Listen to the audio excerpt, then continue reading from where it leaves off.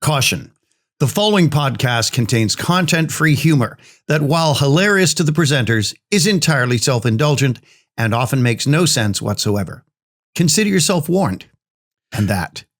You are listening to episode 171 of the Brain Software Podcast, coming to you from the Hypnotic World Epicenter, Toronto, Canada. I'm Chris Thompson, and today, Mike Mandel and I continue our discussion on confidence. Ours and yours.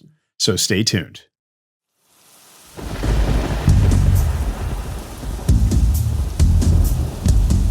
When shall we three meet again? In thunder, lightning, or in rain? When the hurly-burly's done, when the battle is lost and won. We are not witches! Not that there's anything wrong with it.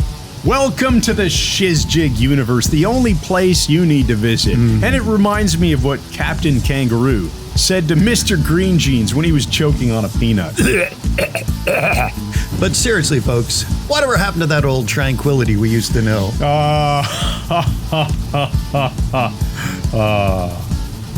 These are days of victory. So welcome to the last malt vinegar and salt stand still standing. Our own resident chip shop hypnotist who likes to say Lucci. A man who owns a signed Gus Grissom painting. So wonderful. And the only 5,000-year-old hypnotic wizard you will ever need. I stand. Mike Mandel. Thanks again. And let me come in better, Chris. Yes, there we go. That's So much better. Press it out, busy man. enjoying Press this, it out. This Toronto Raptors hat that was given to us by one of our students. So you got one too. Yes, I got one I too. get to wear them. The But thing I we've love decided, about it is, we haven't decided anything. No. The beauty of this hat is it doesn't matter how you put it on. It looks freaking awesome. It totally does. Thanks, buddy. Yes. And if you're only listening, then you need the YouTube experience. So, yes. Well, you don't actually need it. If you're driving, you certainly don't want to be watching videos. So let's talk get about on. driving. First of all, we have an announcement to make. No, I'm sorry. Before we do any of that, we have to make sure people stay tuned. So this episode is all, we're not editing anything out.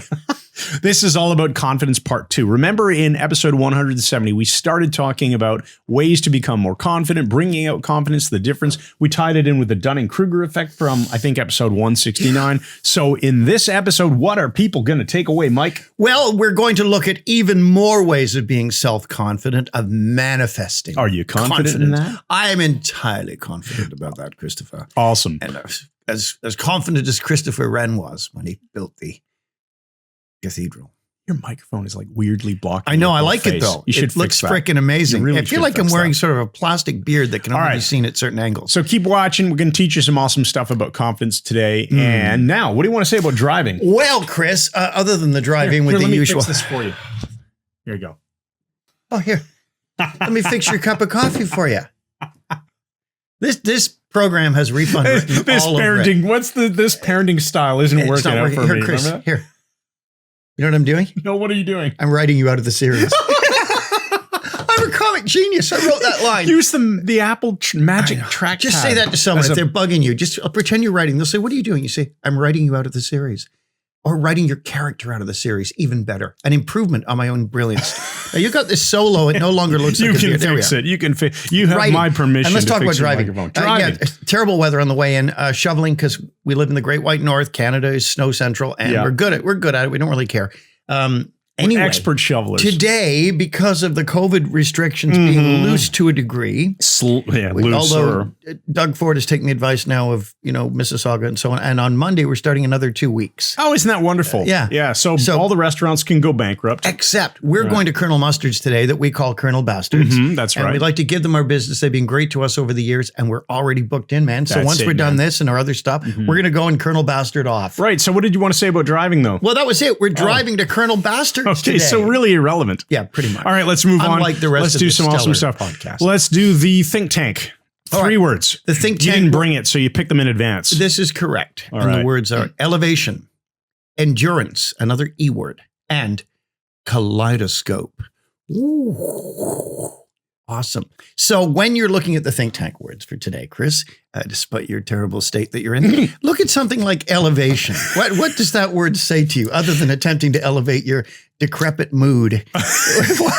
Elevation. Yeah. I love the U2 song Elevation, by the way, as you would probably guess, because I'm a huge fan of Bono, who I know you can't stand. Well, no, Elevation. If you want to vote for the primary narcissist in the universe, he's probably going to win again. Man. Okay, elevation. To me, really the classical definition of the term elevation, to get higher up. Right? To elevate. Okay, so let's elevate this podcast because we've started badly. Oh, really? You started rather badly because you went into a bit of a hissy fit. So we've had to edit a bunch of stuff out and literally edit it out. So elevation, lift it. Let's raise the podcast. Let's elevate it somehow. Now, second is endurance. Okay, you got to, our viewers are going to need endurance. We've been doing this podcast for years, so we've certainly got endurance. But if you want to elevate, you're going to need endurance. It doesn't happen in a moment. It doesn't happen in an instant. If you're building change in your life, it isn't something that you're just going to wake up and, everything's different. I mean, obviously you can, with NLP and hypnosis, you can certainly overcome things like phobias and anxieties or anything like that. You can change your state in a moment. Yeah, everything's different. But you cannot suddenly be 30 pounds lighter or able to do 10 handstand push-ups. Right. Still working on that. There are limits to the model. So if you're going to elevate your performance, my guitar playing skills, for example, got to work on that. Many years of practice ahead that I'm going to enjoy. Right. You've got to elevate yourself over a time, and it's going to take endurance. That's good. All right, there. Which leads us to Kalamazoo. Kaleidoscope. Yeah, Kaleidoscope. Kaleidoscope. Isn't that a city in Michigan? No, that's Kalamazoo. Oh, yeah, right. What I find interesting is kaleidoscope. It's from the German word, which is kaleidoscope. Okay. Which means a scope that collides. So we have things clashing because of the internal mirrors, right? Is that what it means? Collisions? I have no idea. Okay. I thought if I said it congruently, everybody would believe me. But it's interesting. A kaleidoscope, you have an endlessly shifting pattern. Yeah, it's absolutely. never going to be the same twice because you have this thing all full of bits of crystal glass and rubber bands and stuff. So if you look in a kaleidoscope, and I have, you'll notice that one tends to focus on a bit of the image and then maybe a bit of the other part of the image and move around. Do you know? Yeah, there you go. So maybe that ties into me with the idea that we can only focus on a certain number of things or parts of the image at a time. Foveal vision, for example. Foveal vision. Now, what's interesting about it is your explanation. You started so strong with the elevation and endurance. And then I failed with kaleidoscope. You didn't fail, but I just found your explanation to be really, really pedestrian. Well, I think that we should just start listening to Lucy in the Sky with Diamonds. That would make life much better. Kaleidoscope eyes? There you go. I get the reference. Yeah, there you go. I was alive then. All right. 1967. I was not. Well, remember, we're talking about confidence, and we've got a working definition here. Do you have anything to promote?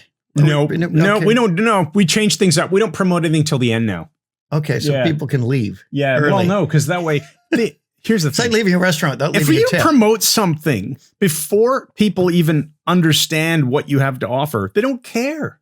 That's it. Is this about Vichy? So if people are willing to stick around to the end of our silly podcast, where we will teach you some stuff, promise. Is this about Vichy France? What? No. No, this is it's not about capitulation. Let's move on. Okay, so remember, confidence, I gave this definition, which I was very happy with. Mm-hmm. Confidence is the awareness that available resources are sufficient for the task at hand. Yeah. Now, confidence doesn't mean they have to be overwhelming resources, and these can be mental things. They can be things we've learned over the years, which in my case is considerable. But it has to be something fit for the task. So say you want to do your 10 handstand push-ups. Are the resources available yet? Yeah, the resources are absolutely there. Are you confident that they are? Yeah, they're absolutely there. But I'm 100% confident that's a 10 out of 10. You're right. But I don't have the skill yet, or which really in this case is physical strength, right? So I can do a few, but I cannot do like 9 I cannot do 10. But the resources are simply my ability. I have a floor, I have a wall, and I have the motivation. So everything I need is there. It'll come in time. That's good. That's good. Now the question is, hopefully before I'm 50. How do you, or how does anyone rate their own self-confidence? This is going to be an internal totally check. Subjective. Right. It's going to be an internal check. So what are we saying? Is it like SUDS, subjective units of distress? Is it SUCS, suggestive units of confidence? Yeah, I like, subjective units of Except performance. Ordinary coffee. You could say subjective units of anything. So just to clarify for what the did listeners, you just say?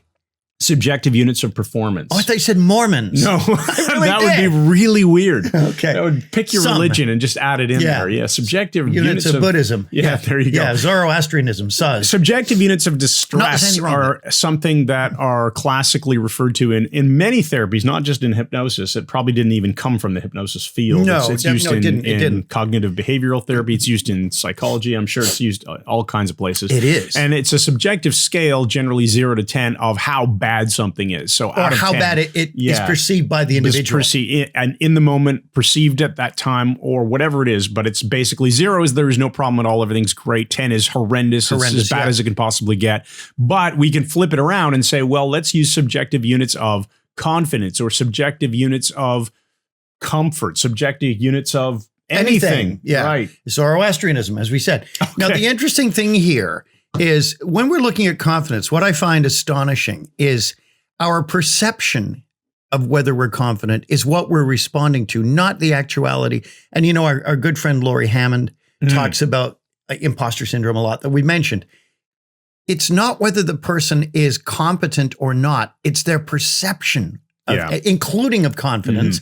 So I could be the fastest runner in the world, but if my confidence level is very low, I will probably perform at the low level of confidence rather than at my actual ability. There's a line. Self-limiting. There is a line that I am not remembering, so I'm going to paraphrase it. And it is something to the effect of the best performance that you can possibly have is based upon your internal representation of what's possible. Okay. I shouldn't say possible. Well, I can think of we haven't talked about this, but I can think of an example immediately which verifies what you've just said. So say that again. The best performance you can possibly have is based on your own best performance is going to be capped by what you think is possible. All right. So right away, you know who comes to mind? Who? Roger Bannister. Yeah, I was thinking you not Roger Bastard. Roger Bannister. Roger Bannister, not Bastard, who was the first person to run a sub 4 minute mile. Right. And like very minor sub, but still it was under that 4 minutes. And then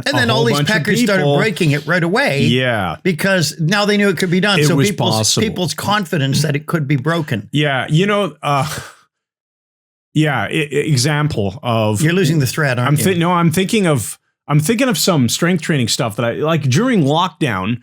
As you know, I hung my rings up, my gymnastic rings that I use for a lot of workout stuff. I hung them up in my basement. I found it really nice because then every time I would walk past that pathway, I would see the rings and go, oh, I'll just do some exercises. And I was working on an exercise called a muscle up, where you pull yourself up, then you have to transition. Not very interesting. And push. And I could not do it. It was taking forever. And I finally what were you wearing? I was finally one day I just walked by and I was going to get something out of my office and I thought I'm going to work on one. And I did it. No, see, you did it. I did it.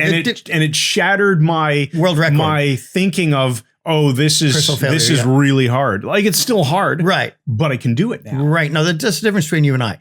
If this was my house and I walked by those rings, I'd just take them down. No, you're thinking, oh, the rings, I got to do this. I'd be looking at them going, yeah, I'm going to have to remove them at some point. I'm wondering what you're going to say. Well, I wouldn't take them down. I'd be thinking about taking them down. You just whip out your knife and just. Well, there would be that. I left it upstairs, but taking them down would be too much trouble. So the bottom line is that extrapolating from the Roger Bannister thing. Yeah. As soon as people realized that the 4 minute mile could be broken, they did it. Yeah. Yeah. Now, that does not mean that everyone in the world can do it. Right. Nor does it mean, which is the old NLP mythology, that anything anybody else can do, just you because can do. He could do it doesn't mean I can. I don't know. I don't want to set limiting beliefs here, but I may or may not have the genetic potential to do that. You're saying at 46, you can run faster than Roger Bannister. There's no freaking way I could run a 4 minute mile. Then why would you bring it up? But I didn't want to act like it was some limiting belief. I have absolutely no interest in running whatsoever. I'm not a runner. I respect those people who do. And if you want to run a sub 4 minute mile, you should damn well do it. Do you think Bono could? It's not going to be me. But if I was a younger man and if I had the interest, what's the line, Mike? Well, I could do it. You know, if I had the talent and the interest and the training, skill, yeah, and the patience, I could be world chess champion. Yeah. If I had the skill, I love that. And the interest. You said that once to me, made me laugh so hard. I said, we're talking about something. Yeah, I can do that. And you said, really? No. But I could if I had the interest and the ability. And yep. Now look, okay, so all right. Is there anything that you're confident about in life that you rate as a 10 out of 10? Well, that's a really good question. I am confident, where do we define the boundaries here? I mean, I'm confident that I own this coffee mug. Oh, here we go. That's not a particularly impressive thing to be confident about. So are you talking about the state of this cup? It's very old, by the way. It's not old. It's filthy. It's extremely. My sister got this for a birthday present for me years and years and years ago. It says, "I'm glad you're my brother. I just wish so many people outside our family didn't know about it." I've noticed you're falling back in that just instead of saying just. Lately you say just. I don't know why that is. That's why I was asking if you'd had a stroke. It seemed to be really specific. How would Brado say it? I'd say just. You just get it and that. Now listen, no, it's beautiful cup. It's nice. I forgot it was from your So what kind of things are you asking me about confidence? Back when I was a therapist, one of the things I loved to do that Milton Erickson did was spin things back on people. Mm-hmm.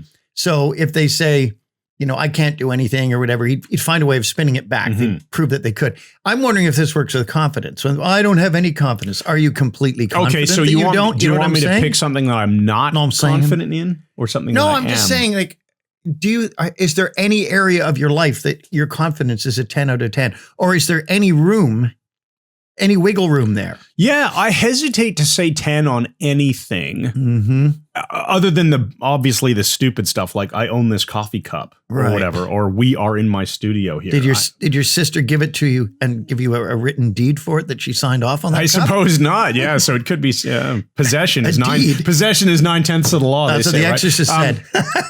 But I hesitate to say 10 because I think that it's a worthwhile belief to hold on to, or to have, that there's still improvement room. There is room for improvement. Are you confident about that? Yes. 100%. And I was waiting for you to go there. Okay, look. And am I confident? Yes, I am very confident in that. Now, here's the thing. I think for people to develop their own confidence, I've got here, you can even be confident in ineptness.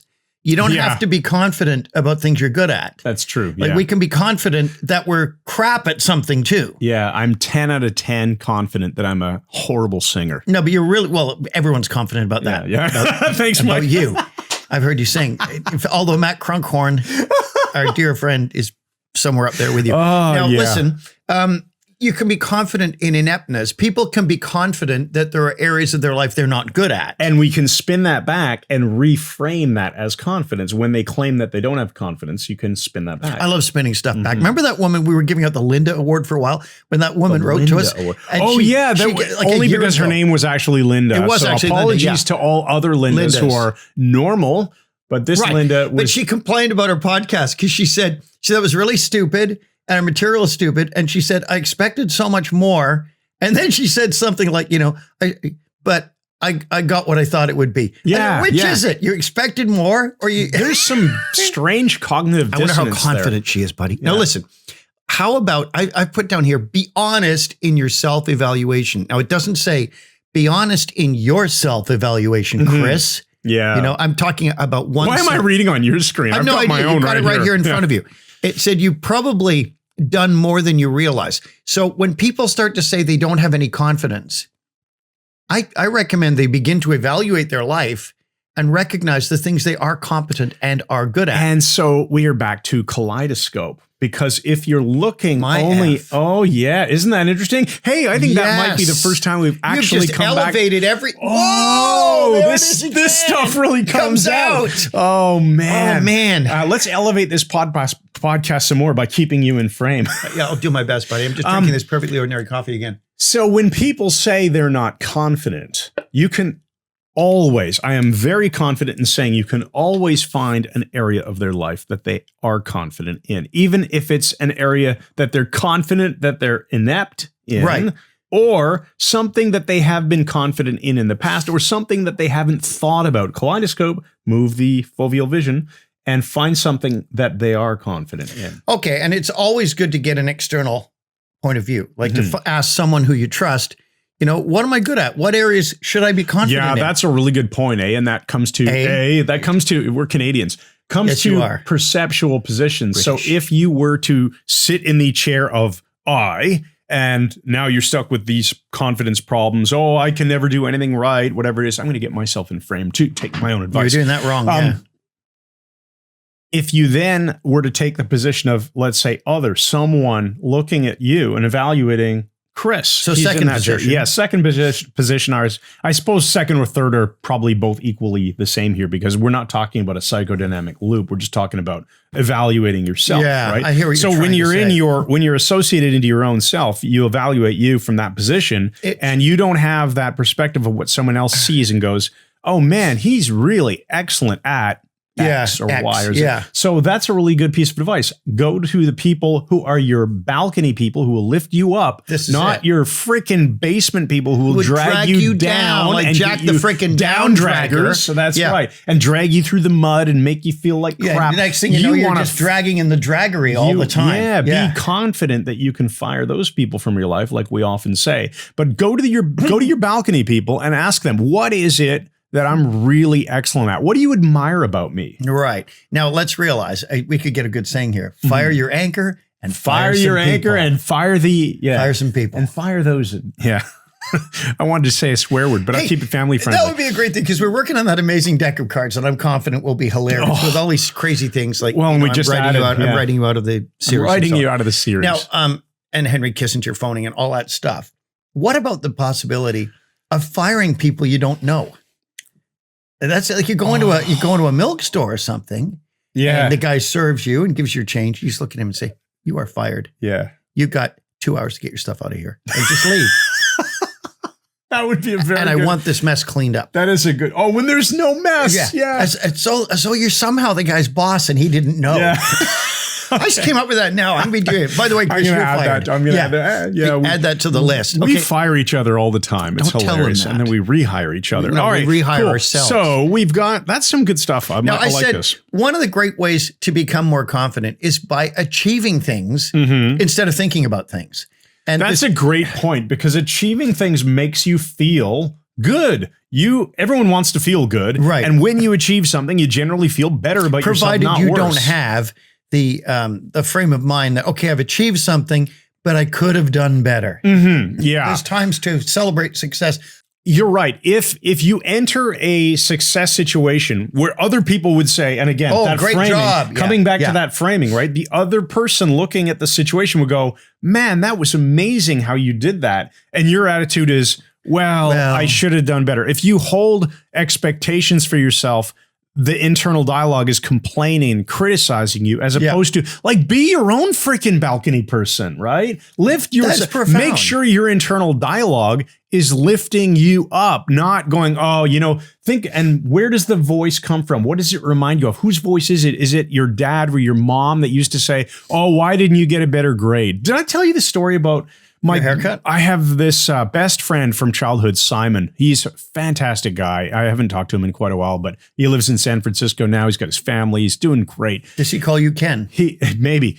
So he was, like me, very studious. I hung out with the smart kids because I knew it would help me get, the kids who were always smarter than me that helped me get better grades. Yeah.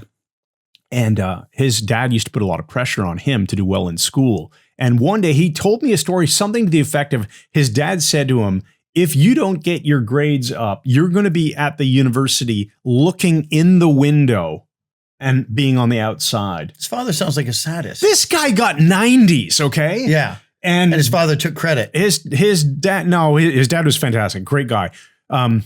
But he really wanted to encourage his son to do better in school. And that was the mindset was, well, how could you do better than a 90? I remembered also the joke one time of, a kid getting a 98 on, let's say, a chemistry test or something.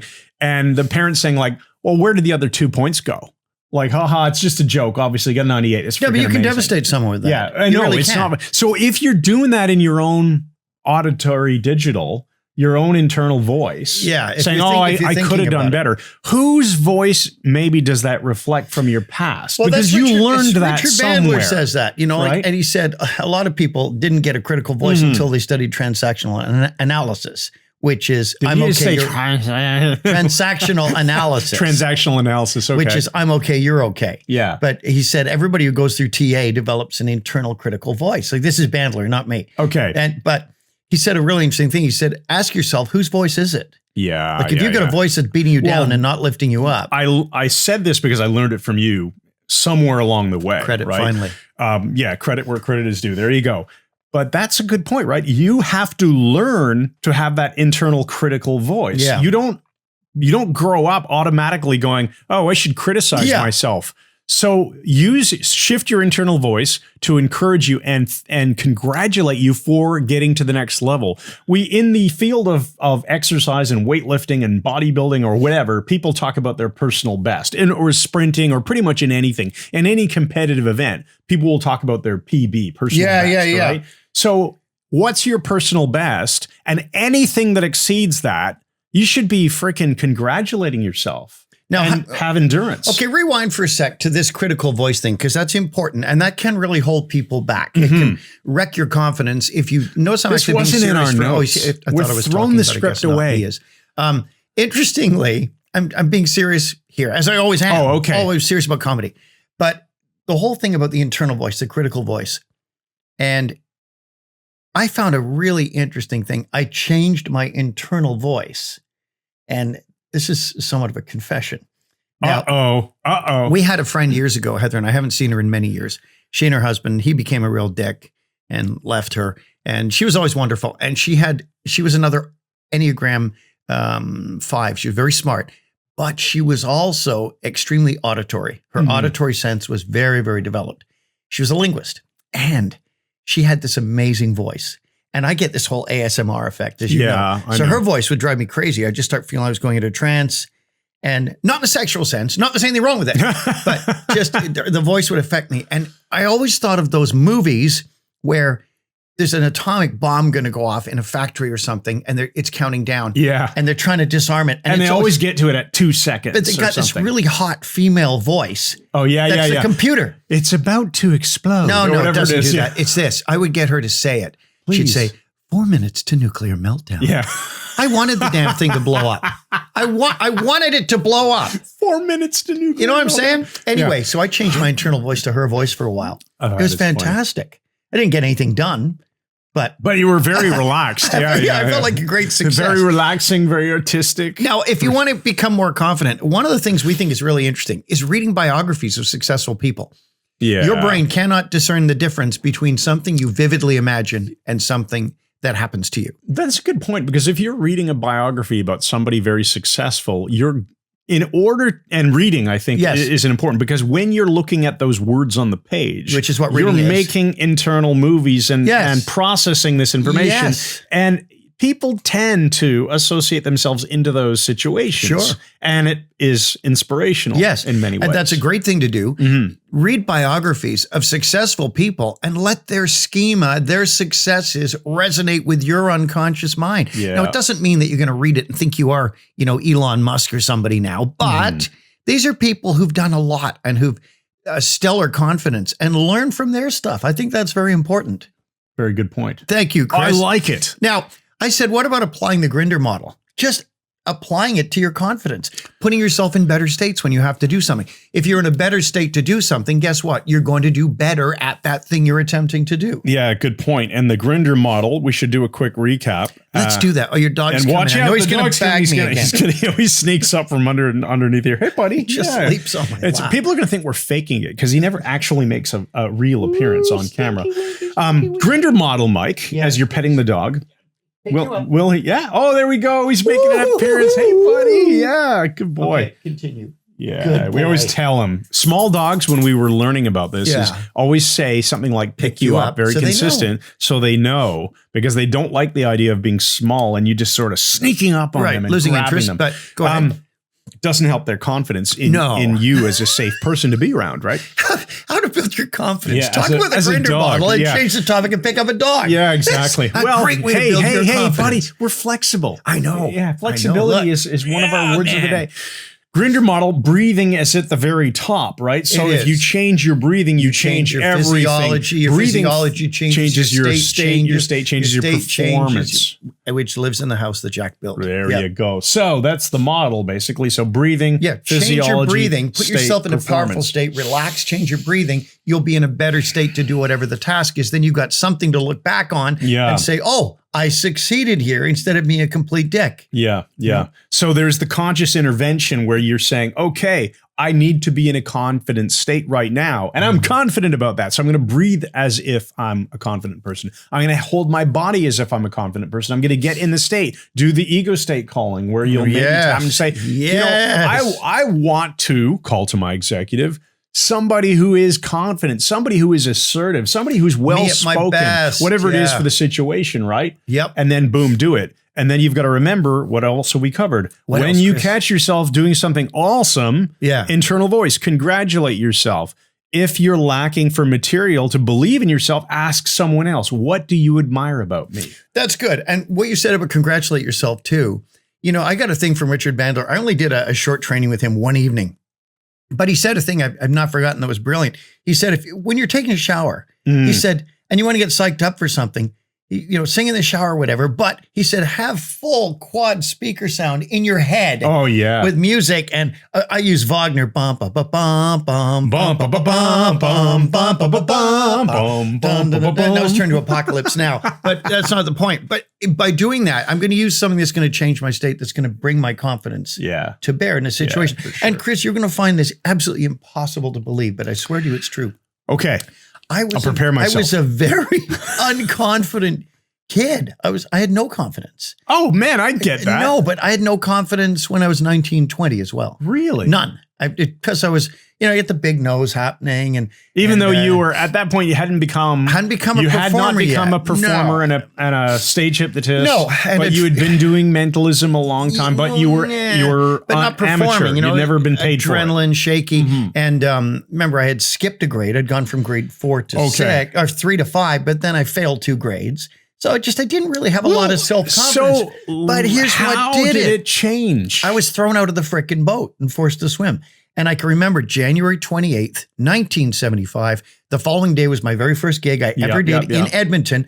I had not been away from home other than a week-long stint at the Island Natural Science School that we mentioned, where Bob Daly with the Winkle Pickers could flick the boot. Oh, that was the only time I was away from home. And you were 21 years old, right? Not for the Island Natural Science School. No. Like when 10. you were in 1975. Yes. I was 21. The day before you not been away from home. Yeah. Not flown by myself. I'm flying to Edmonton on a CP Orange jet. Were you scared out of your mind? Not scared. I was excited about it. I felt homesick and weird and unconfident. And I can remember at the airport, the damn song was playing, leaving on a jet plane. Don't know if it's gonna crash at all. All this goes in my head. Man. Anyway, I flew there. I did my gig. Thought I did brilliantly because I had the Dunning-Kruger effect. Oh, yeah. Thought I knew everything about mentalism. 2 years later, saw how bad it was. Just horrible. But it didn't matter because it was 2 years later and you had elevated. This is it. Because you had endurance. And I look back through the halls of memory of the kaleidoscopic. Whoa, they're working. These think tank words are really awesome. Man. Why didn't I realize this before? So you had over 2 years you had elevated, and you had looked back and gone, oh my goodness, how bad I was. Whoa, that was horrible. I did a magic effect. I did a mentalism effect for Philip Agee, who was a CIA agent. He gave me one of my best quotes. He said, I would never want to play cards against Mike Mandel. Yeah. And that was freaking amazing. Then I started to get my confidence, but I had been thrown by my agent essentially out of the boat and forced to swim. But he didn't make you. Was it he or she? He did not make you do this. No. You said, I can do that. Yeah. And he said, oh, if you can, I can get you a book. Yeah. So you took that initiative. Right. And then somebody became confident. Somebody helped push you out of the nest. Yes. And I became confident after the fact. Isn't that interesting? Remember, come to the edge. Yes. It's too high. Come to the edge. Come to the edge. And they came and he pushed them and they flew. Yeah. See, this is why you listen and watch this podcast. This is interesting. These are gems. These are absolute gems. And I think it's the most wonderful thing. I want to challenge listeners and viewers out there to consider what area of your life could you look back on and go, wow, that performance, that whatever it was, I was horrible, but I thought I was awesome at the time. Not horrible as a person. Not horrible, just my performance compared to where I am now. Right. My performance was lackluster, and now I'm so much better. It gives you something to measure, something to calibrate against. Yes. Wow. It's like retrospective calibration. Kaleidoscopic. Right? Yeah. Now, here's the thing. You're the prime example of that, because when we first started doing our Mike Mandel Hypnosis Academy years ago, remember you'd be staring at the monitor and you'd look like you were dead? Because he's a 9. So he'd zone out. He'd sit there. I'd be talking to me like this. Oh, I gotta like a dead man. Okay, and now, after years of working with me, he's become quite average. Thanks. Here's what I want to actually call out. This exact situation. Blade the hand. And then I think we have to get on to some of the other stuff we're doing in this podcast. Well, like no, we don't. We have a sponsor and stuff to work in, right? Right. You know, how much time? What? we're at 36 minutes already. We got to go to the sponsor. Okay, let's go to that right after I finish this quick story, which is I forgot now. Good. What else have you forgotten? What the heck happened? Right. Mediocrity. We're talking about mediocrity. So, a couple of years ago, we decided to upgrade the video studio. We got a teleprompter so that when we're doing certain videos that we want to be really nicely scripted and flowy and punchy, we're not making stuff up. We got a teleprompter. iPad sits on the shelf, reflect. We can see it. It's great. It's wonderful. One of the first videos on YouTube that we did with that was the one where we described Michael Pantalon's instant influence. Yes. So we'll put it in the show notes here, but instant influence, our video/blog post on that topic. The blog post has the video embedded in it. So it's there. And it was fully telepromptered. Oh, yeah. Ross edited it, did an amazing job editing it. But here's me. Okay, you're doing your lines, and I'm like this. It's really hard. If you're listening only, just imagine the look on my face is one of a dead person staring at the camera. I'm so focused on my next line that I look really weird and uncomfortable. Well, not just dead, but someone who looks like he died of ptomaine poisoning. So the point being, real weird look. Something like reading off a teleprompter is a skill. Yeah. And if you look back after you've done it for a while and have become comfortable at it. Yeah. And I wouldn't say that I'm a 10 out of 10 on that anywhere. Neither would I. Neither would I. Thanks. But I'm a solid. You're good at it now. No, you're good I'm a solid 8.5, I would say. You are. Some of the early videos, I could see, like, we go through the editing and someone would say to me, it's so funny because you're moving your lips like you're reading your own line coming up in your head. And so Mike's doing his line and Chris is, you can see me. Yeah. It's vocalizing through the whole thing. I look back. Point being, and then we go to commercial break. Yeah, as we should stay around for the commercial. Trust me, it's worth it. Oh, no, see, telegraphing. No, you correct it. You never do that. It's not British. So look, here's the thing. I just want to leave you with, what is it that you can look back on in your life and you can say retrospectively, wow, I thought I was pretty good. I was pretty proud of that outcome at the time. And now I look at it and realize it was horrible and I'm so much better. And I'm confident that I'm better. And that's good evidence that you're getting better and confident. Do this. But all right. And now I think it is time for a word from our sponsor. Tonight, at a very late hour, on the Grain Elevator Network, Larry Gomez, the man who might be French. Good morning, Mr. Gomez. It's nice to see you again. Hey, thanks a lot. I really like your shop.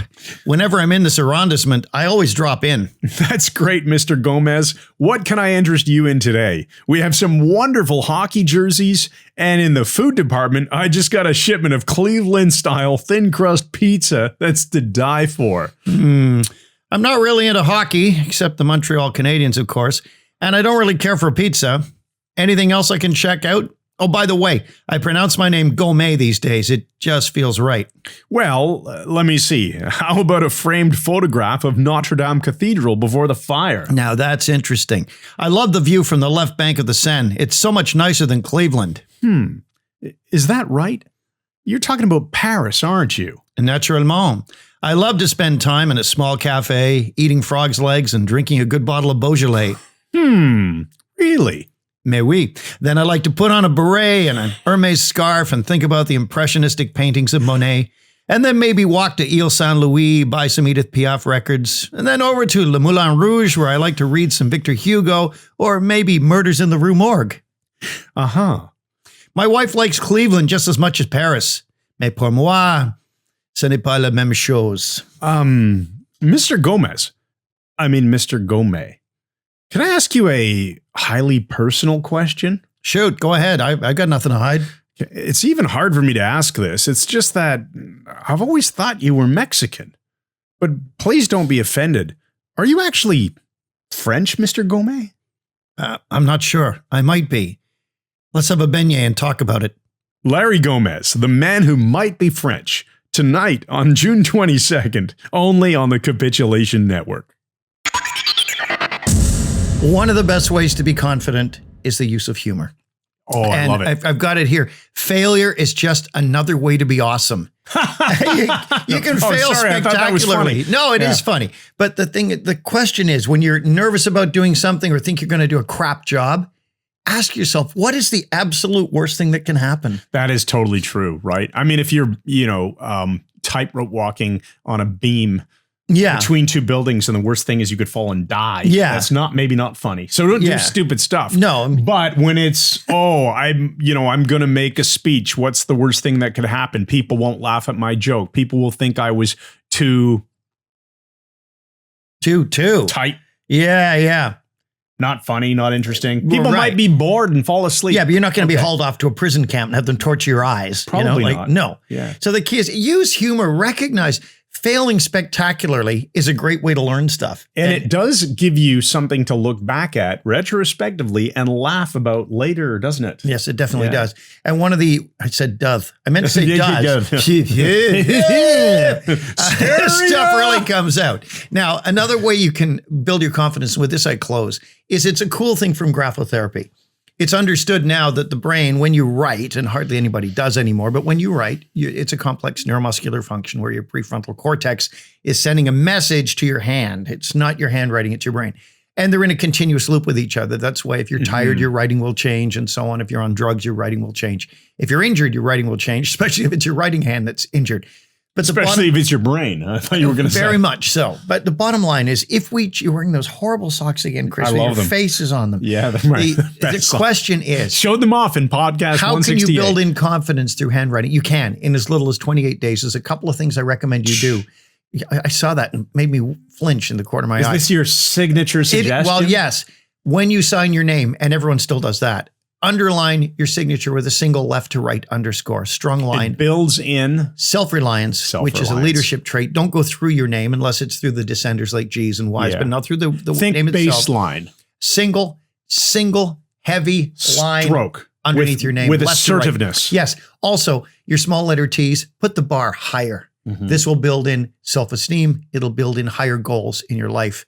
And just for the fun of it, make your lower loops large and well-formed and make sure they cross the baseline coming back. You do all these, you'll build in self-esteem, you'll build in self-reliance, and it happens automatically. Just spend 5-10 minutes a day writing in a journal, build in these traits. I want to offer one more suggestion here too. You bladed the hand, so this is important. Exactly. If on the video, I modeled that from you. It's so funny. You always step in and blade when you're taking but what's interesting is notice it's got a square around my face, but not yours. That means that our camera does not recognize you as actually having a human face. That's true. The camera, we're looking at the monitor here, and the camera is focusing on only you because it's about this me. Podcast is about you. Me. There we go. Yes. Here's what I wanted to tell you.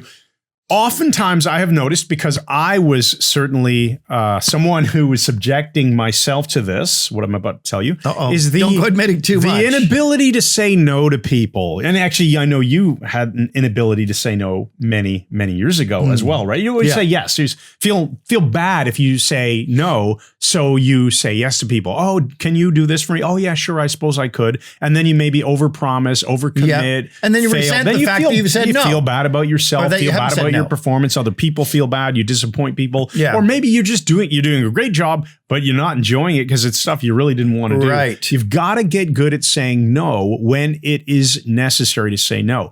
And one of the easy ways to do this is in situations where you would like to say no, you can start baby steps and say, well, no, I can't do it. Let's say somebody asks you if you can talk to them at a certain time. No. You can say, I can't do that, and then offer an alternative. But I can do this. That's an easy thing. And you can frame it any way you want. Yeah. Can you babysit for us? No, I can't do that. But I can recommend a good babysitter. Ignore your request completely. Yeah, you can be a jerk about it. And they go, okay, thanks. That's humor, right? There you go. I know. It's one of the things I love doing. So you can always offer the alternative if you want to say other than just plain old no. You can say no, and here's the alternative. I like the way you're using and instead of but. Yeah. Yes, and isn't confrontational. Right. Saying but deletes everything you said. So if you which isn't so bad on the back of a no, but as opposed to yes, but. Right. You don't want to cancel the yes. It's okay, I think, to cancel the no out with the but. It's not a big deal. I just practice saying no and You I can't do practice this. saying no. Right. No. But practice saying no when it makes sense to say no. It No. will How many give times should I you a practice it? sense of confidence, won't it? Because it's The a correct personal answer is strength. no. It's a personal strength, right? Yeah. Being able to say no and be saying yes to everybody makes you one of these really wimpy, nice people who people don't respect. You know, like you have to be willing to take a stand for your own time. I mean, I don't even mean a big issue like your beliefs or whatever, but just be willing to. I said I did your one. I didn't say just. Yeah. I'm going to give you one more as well before we close out. Thank people genuinely with real reasons. Thank you. That's a good one. So if you're looking for a way to practice being confident in delivering a message to someone else, just look for something that you can either thank someone for or compliment them for in a genuine way. Yeah, it must be genuine. I'm pretty sure I learned this minor piece of a technique from Tony Robbins years and years ago. He had a program called Mastering Influence, and I listened to it. I used to love listening to it at the gym. And he says, if you're going to give someone a compliment, give them a compliment and then back it up with a reason. So something like, hey, I really like what you've done with your hair. And I say that because whatever, I don't know. I made that one up. It's a bad example, but you don't have much hair. Which is way better than, oh yeah, I see you had a haircut. And and I see what he was trying to do. That's a great one. Somebody gets a haircut, just say, oh, I see what the stylist was trying to do. Oh, someone actually said that to me once. He was being serious. That's when I had my long hair. Look at buzzed my hair this morning, man. It's feeling good. But I'm not even going to come up with an example here. So look for a reason to compliment or thank someone and then explain give them the reason. If it's a compliment, give them the reason. I say that because whatever it is. As long as it's genuine, it comes from your real heart. You're not bull crapping them. Yeah. You're saying the truth. You're confident in what you say. It will build up your confidence in speaking to other people. And you'll be building in the builder. You know people are going to be happy because think about it. If you say to me, hey, I really like the way that shirt fits on you. I can tell that you've been working out. Thank you. I feel great about it because I want to hear messages like that, right? Yeah. And then they tend to come back with, however.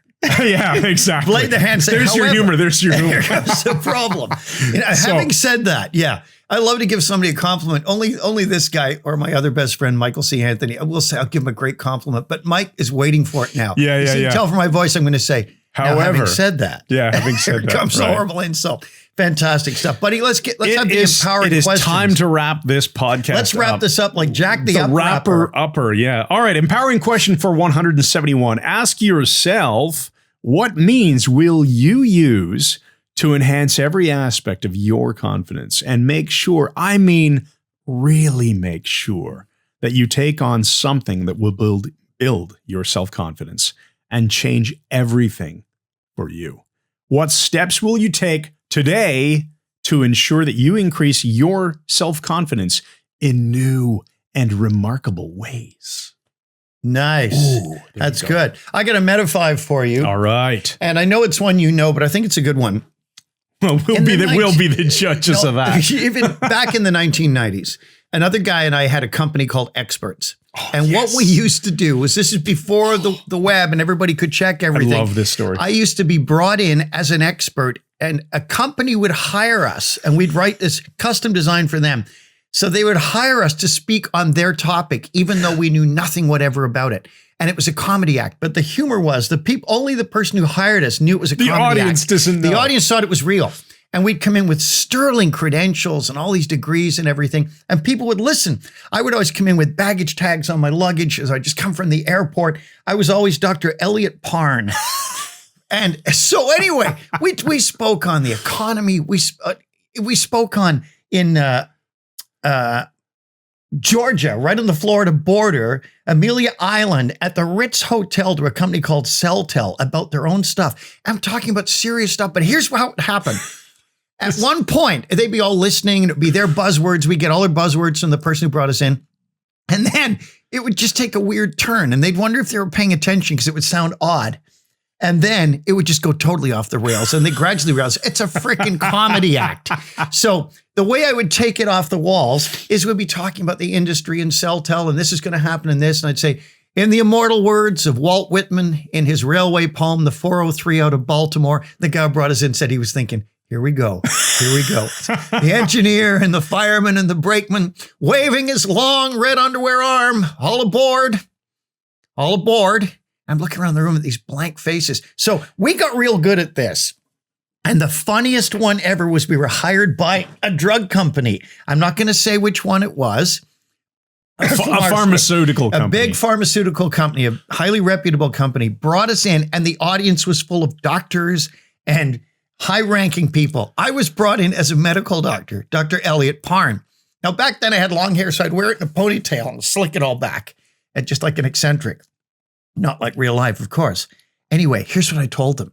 I told them that this company, their company, had broken a barrier that had been stopping everyone for years, curing the common cold. But here's how I said it. I said, the problem with dealing with a cold is identical to the problem of dealing with cancer. We have to find a way of destroying the cancer without destroying the host.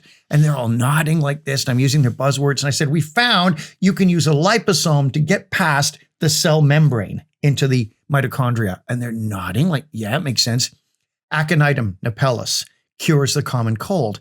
And we have a nasal spray loaded with liposomes that you can spray into your sinuses, and in 2 hours, this will have worked. I said, ladies and gentlemen, we have discovered a nasal spray that cures the common cold. They leaped to their feet, freaking standing ovation, right?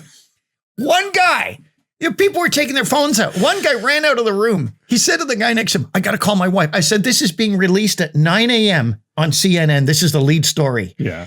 And everybody's like freaking out. The guy says, I've got to tell my wife to buy stock. He said, this is going to be enormous. I think he bought a bunch of stock. This guy wants to do insider trading on bacon. And then they realized it's a freaking comedy act. It was so pleasing. I convinced the drug company that they had cured the common cold.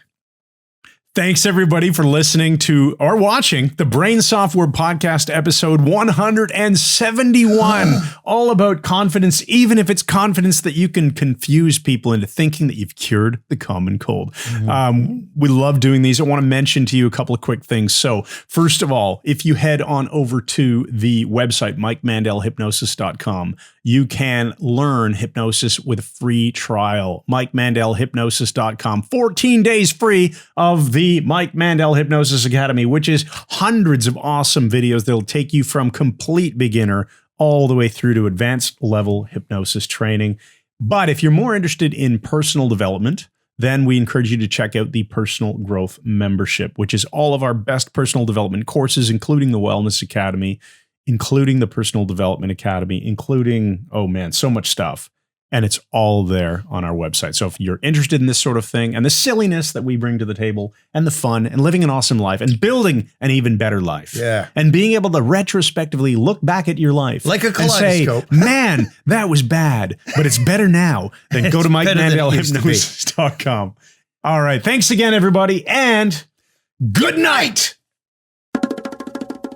Mr. Thompson, I will tell you the remarkable story of Brian Kennedy, Henry Squatter, and Johnny Brookman Ding T. Larcier, and the rhubarb. Well, it must have been 1916.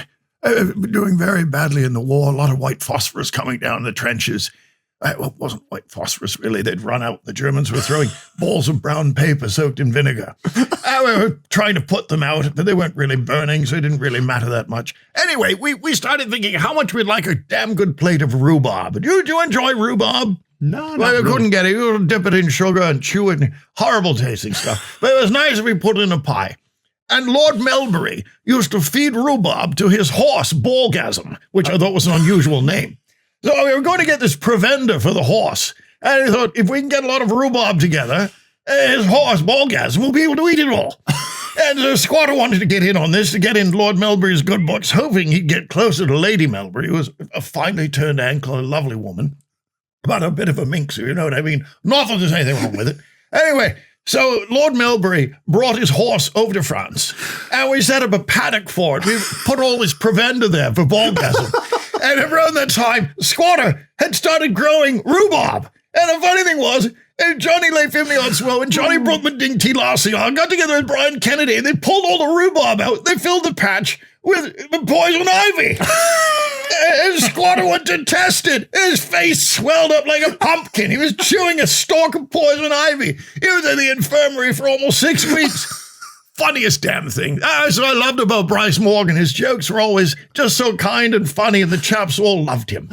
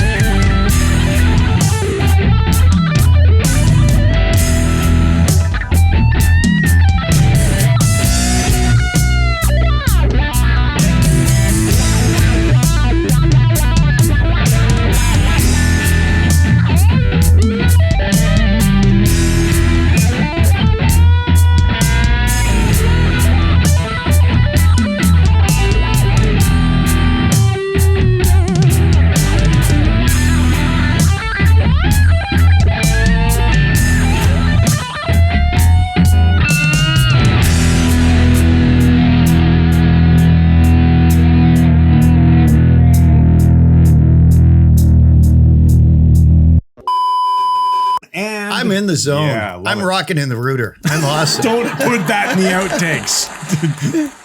It doesn't mean No, but anything. it sounds bad. Okay. And come back in now and say, so when you're ready. That's you, Mike. You come back in. Okay. Is Carrie think I'd had a stroke? Not COVID. We're doing okay. Go ahead. Okay. Ross, you can edit that out if you want. Yeah, edit that out.